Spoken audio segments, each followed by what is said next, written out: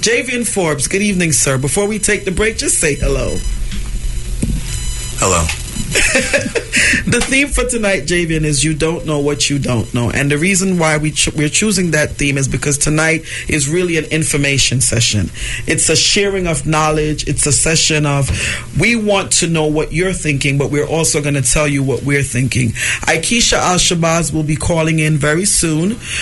Richard, we are ready to take the first break. I'm your host, Audrey A. Thomas, attorney at law. This is the Empowerment Hour. The theme tonight, You Don't Know What You Don't Know. I'm in studio with Gordon Kelly, Calico Mix Machine, Amabel Flores, Bobby the Video Man, and also my co-host Javien Forbes. Good evening, Richard. I'd be remiss if I didn't acknowledge you immediately.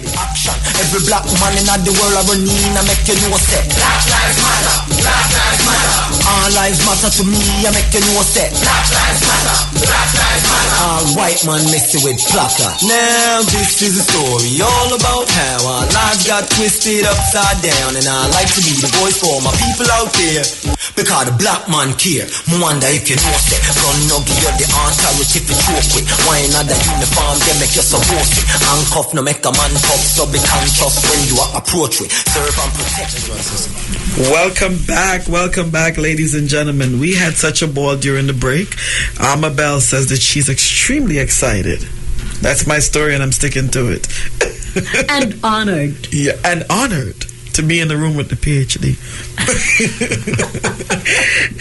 Gordon, before we took the break, and I'll reintroduce everyone just so that you know if you're just tuning in. I'm Audrey Thomas. We have Amabel Flores, Gordon Kelly, Javien Forbes, Bobby from CTVN, and Calico from Calico Mix Machine. We have Richard the engineer. Before we took the break, we told you the theme was You Don't Know What You Don't Know. We're talking about the Philando Castile case, and Gordon Kelly has an interesting perspective that I want him to share with you. Please share the story about how you came to learn about the Black Panther movement. Well, Audrey, when I was the keynote speaker, where you were the host at York College, City University of New York, I was talking about my friend, my neighbor, who I became good friends with through life, but as a young boy, Reverend Dr. Renwick Jackson was the Dean of Students, 1965, at Queensborough Community College in Bayside, New York. And he was part of the committee founding York College, and the powers that be wanted to put this college at Fort Totten up in Bayside, and Reverend Dr. Jackson objected, said, hey, look, you got Queensborough right here in Bayside, you got Queens down the road, and they fired him. He sued, was reinstated, he won, and he insisted that it be part of the vital economic hub, the redevelopment of South Jamaica, Queens, and which it really is today, cultural. And I was saying this on the dais with DA Charlie Hines was there, half a dozen other judges, and when they had the newly formed student club there, this is 1965, of the students, and they came to Reverend Jackson, who is now the Dean of Students at York, and said, Reverend, they won't give us a room to meet in. So he said, come to my house on Ridge Road in Douglaston. They were the Black Panthers. And I was a kid on my bicycle riding along, and here were the Students for a Democratic Society, Father Daniel Berrigan with the anti-war protesters, and the Black Panthers were all out there, and they were all over the lawn and out and everything. And I came up there, and most recently I said to my friend, who's a neighbor, she's a retired prosecutor in the district attorney's office, she's now retired, and I said, did you notice that there was little or no police presence at that time? And she did a double take. She says, Gordon, you're absolutely right. And recently in my friend Dr. Bill Akbanar's office, one of his patients, I was telling him, showing about Audrey's event at York College, and it was, I think I could say his name, Danny Glover, and he was out in San Francisco. And he was telling me that he was part of the Black Panthers out there. And people don't realize that the real power behind them were the women, as always, and that they were they started the breakfast Head Start program came out of that. They started all these different organizations, lunches and everything, and it's just what a huge tragedy and setback. But taking that on today to where we were talking about what is going on today, I was talking to Javien Ruben at Queens Public Television, that Audrey and I, we had a discussion about race in the cafeteria after we did a couple of shows there. They're going to be coming up broadcasting on Queens Public Television. And I was talking to Ruben about this, and kids are waking up in America now in fear. And this is like some sort of a huge, giant step backwards. I cannot believe everything, it's been erased. I mean, it's like a social amnesia. Yes, and Javien, I would like you to just talk from the perspective of a younger person than Gordon. A much younger person than Gordon. I'm teasing. From the perspective of... Wait in the car, Roger. No, wait in the car. With that history that you said, it will say the age, right? Yes, with that history... the way the Black Panthers are portrayed in modern day time, right? It's like as a hate group, a group that hasn't done any good. What are your thoughts on that portrayal based on Gordon's statement? That portrayal depends solely on who's portraying them. A lot of people have a lot of different opinions on the Black Panthers. I grew up in a middle school that was mostly black. I grew up in a poor neighborhood out in East New York, so all the kids there were black. So the teachers took time to include black history in the curriculum, not just in February, but throughout the year. They made us watch movies about Malcolm X. We read about them a little bit, and they actually taught us a little bit about the Black Panther movement and what their purposes were, and how they were formed in part to protect the right to vote, and how they were formed as community police, basically, when other police wouldn't go into their neighborhoods. And they also taught us that gun laws were actually instituted in part to stop Black Panthers from arming themselves. So the portrayal I got of the Black Panthers was, I think, much more nuanced than the ones that some other people might have been given. Just like my perspective on movements like Black Lives Matter is a bit more nuanced than the portrayal that's typically seen in the media. So Gordon has I guess a more historical, a more contextual knowledge of them, and it's all good for me to hear all that and how they were formed and how they came together. But I don't think my perception has been all that skewed by the negative portrayals of them, because you were socialized differently, right? Again, with how the we can be drawn out of the me. Amabel, from a social worker perspective, what are your thoughts on Gordon's rendition of the formation of the Black Panther movement and Javien's explanation of how he was socialized to consider the Black Panther movement? Well, first of all, I was impressed by Gordon's historical context on and being a white man. Yes. That's very nice to hear. Yes, it really is. And I didn't know the history until I heard you, because I grew up in the Philippines. So what struck me is that Gordon has an analysis of the present situation. Yes. The effects and the amnesia, the public amnesia of what has been already done and now is undone. Yes. As if nothing happened, as if it's a waste of history. History is being wasted. And one of the things that Gordon mentioned, what's the young man's name from the studio? Ruben. Gordon mentioned Ruben, and when Ruben and I were talking, and you have to be willing to listen to each other, not just to reply, but to understand the perspective that other people have and why they have it, and why it's relevant and important and just as valid as your perspective, even though it's different. Ruben said to me that he didn't believe that blacks owned slaves in America. Javien, during the conversation, this young black man was in awe. He was flabbergasted to find out that blacks actually were slave owners in America. He had never heard that before. He went and Googled it. And what scared me is that his knowledge is based on what he found on Google.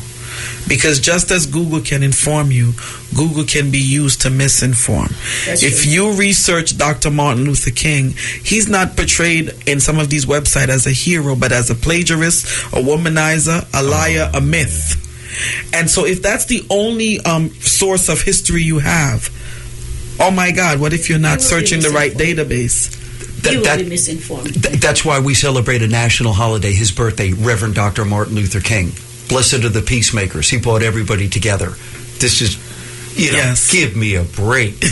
Ladies and gentlemen, if you're just tuning in, I'm your host, Audrey Thomas, attorney at law. I'm in the studio. We're talking about the racial climate post Philando Castile's verdict. When we return, I want to talk just briefly about, and I know everyone here doesn't want to, but I'd like to, just so indulge me. I'd like to talk briefly about the Trump election and how what that really means. How we can psychoanalyze the voters' decision to put Mr. Trump in office. I'm your host, Audrey Thomas, attorney at law. Stay tuned. We'll return shortly.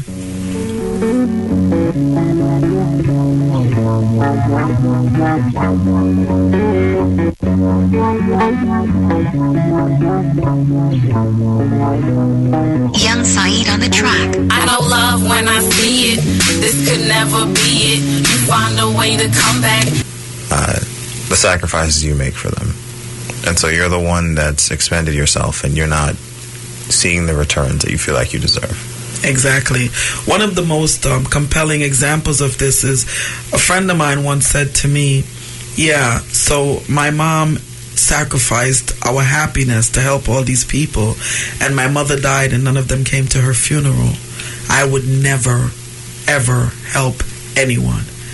I thought that was extreme. That's the wrong approach. It really is, but think about it. That's why Donald Trump is president. Actually, I think, so if we're going to apply that quote, we can apply it to the Republican Party. Yes. People always say the most effective thing the Republican Party has done is convinced poor white people that the Republican Party is for them, and it helps them, and it's made to their benefit. But it's really not. It's to the benefit of a few individuals who have money, and it kind of perpetuates their wealth while deceiving poor white people that the Republican Party is actually built and structured and their policies are meant to help them, when in reality they really aren't. It really isn't.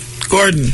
It is the Republican Party, sadly, has de-evolved. It is the only political party in the world that is denying global warming. And whether you are the Democrats, the Republicans, the whole Congress in the United States has been bought out. They no longer represent the American people. This was the great groundswell, I think, of why people thought Trump was going to be the new Messiah or change or whatever. The Democrats really lost the election. But there was just an interview just the other day, I hope many of you heard it, of the guy who wrote the biography of Donald Trump. And he said how Trump sued him for slander and maligning him. And Donald Trump lost the lawsuit in the civil court.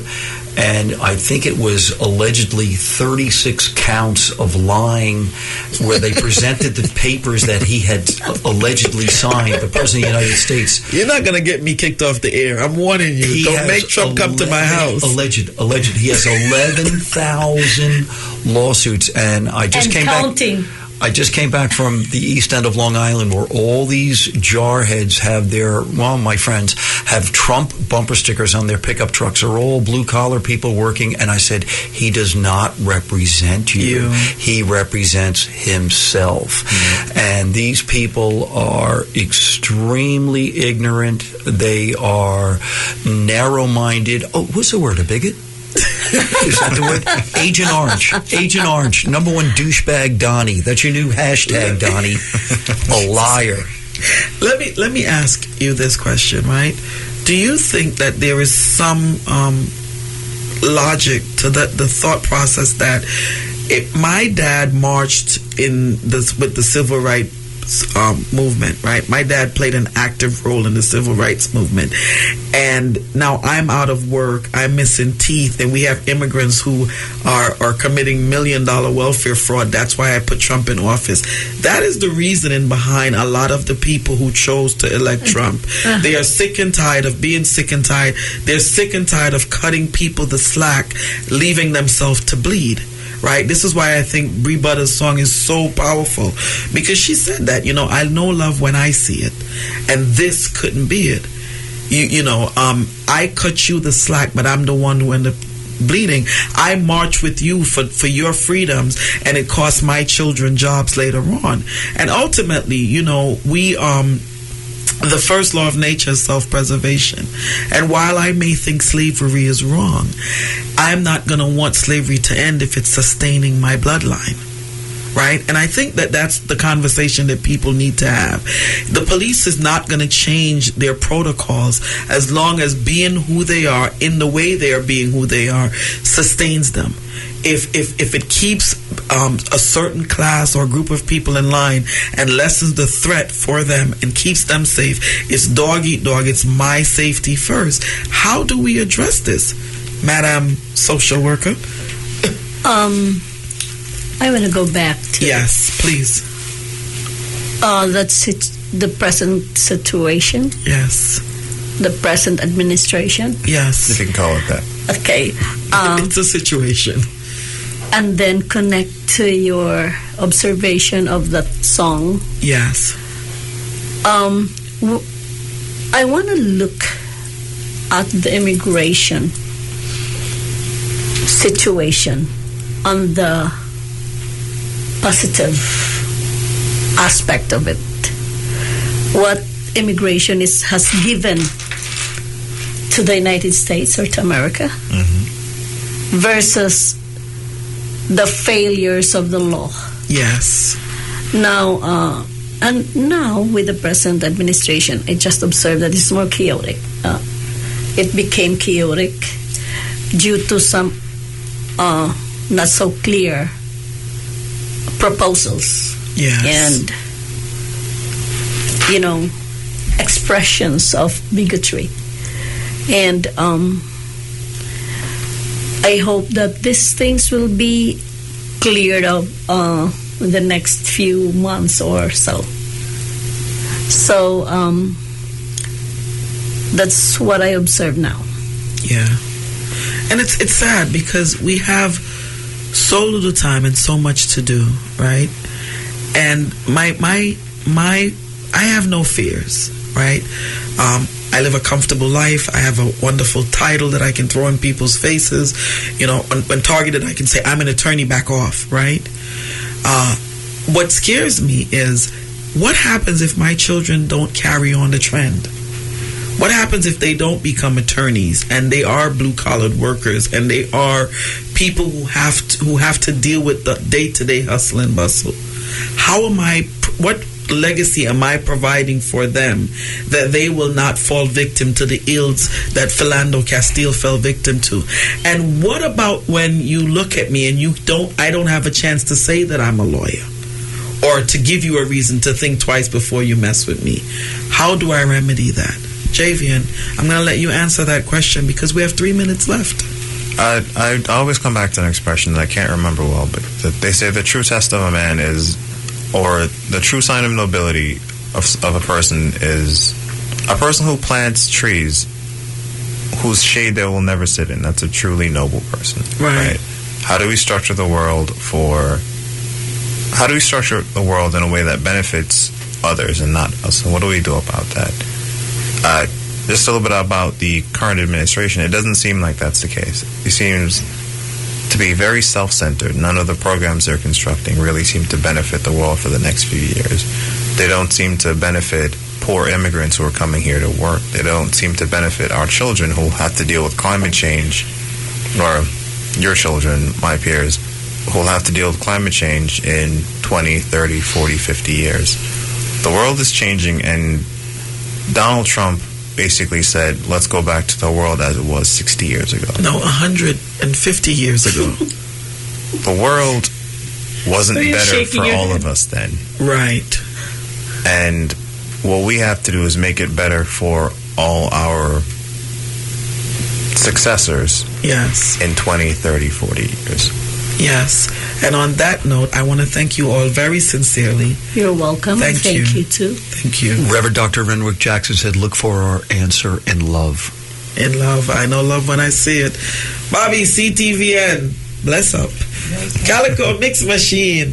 Javien Forbes. Richard, thank you once again. Thank you, Audrey. You're quite welcome, Audrey. Yes. Ladies and gentlemen, I'm your host, Audrey Thomas. Stay tuned for the Green Zone. Good night.